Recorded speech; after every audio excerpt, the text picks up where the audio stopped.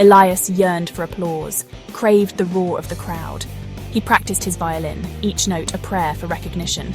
Empty pockets and an emptier stomach were his only audience. Fame felt 1,000,000 miles away. One rainy night, he stumbled upon a shop. Musty air hung heavy, filled with the scent of old wood and forgotten magic. A violin sat in the window, its wood-polished ebony, gleaming like a raven's eye.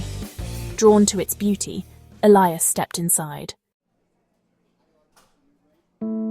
The shopkeeper, ancient and wizened, smiled a knowing smile. He spoke of the violin's unique power, a magic imbued within its strings. Elais, desperate and ambitious, ignored the tremor of unease in his gut. He had to have it.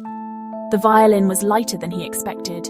It seemed to hum with an energy that resonated deep within him. As Elais picked up the bow, he felt a surge of power, exhilarating and terrifying. This was his ticket to the top. Elais played. The music flowed from the violin, notes weaving spells of pure emotion. The world stopped to listen. Applause washed over him, a tidal wave of adoration. He had never felt so alive, so powerful. His fame spread like wildfire. Concerts sold out in minutes. Elais, the boy who once played for spare change, was now a legend. Yet a shadow lurked beneath the surface of his success. A chilling realization struck Elais. The applause, once intoxicating, now rang hollow. Looking out at his audience, he saw vacant eyes and emotionless faces. They were husks, drained by the very music that brought him glory. He began to notice the emptiness creeping into his own life. The joy of creation, the satisfaction of perfecting a piece, all gone. Only a chilling numbness remained. His fame had come at a terrible cost. The world celebrated Elais, yet he had never felt so alone. Silence, once a blank canvas for his music, became a deafening roar. The vibrant tapestry of human emotion, which had always inspired him, was now a vacant void. He tried to recapture the joy of simple melodies, playing on his old violin. But the music felt flat, lifeless. The magical violin had not only stolen the emotions of his listeners, it had stolen his own. The weight of his success pressed down on Elais. He could continue, his fame assured, forever playing for an audience of ghosts, or he could destroy the instrument, sever the magical tether, and face the silence of a world that had forgotten his music. Could he sacrifice his own ambition, his desires, for the good of others?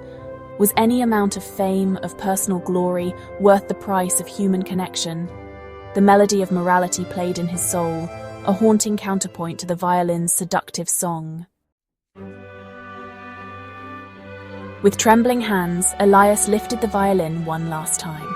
He played, not the dazzling, emotion-stealing melody that had made him famous, but a simple, heartfelt tune, a farewell to his ambition, a prayer for forgiveness. Then, with a heart filled with sorrow and a sliver of hope, he smashed the instrument.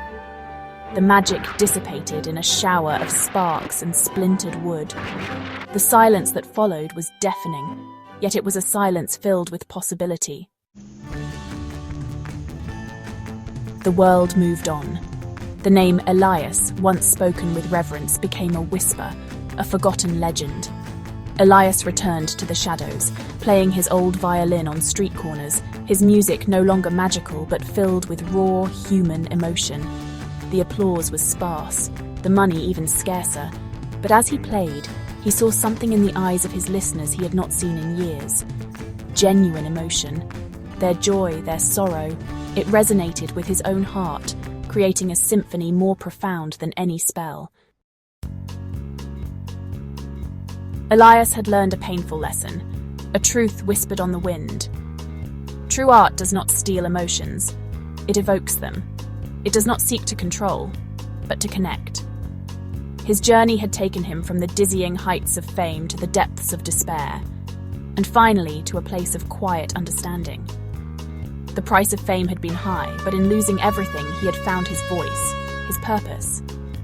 And as he put his violin away, Elais knew, with a certainty that resonated in his soul, that his music, the music of the human heart, had only just begun.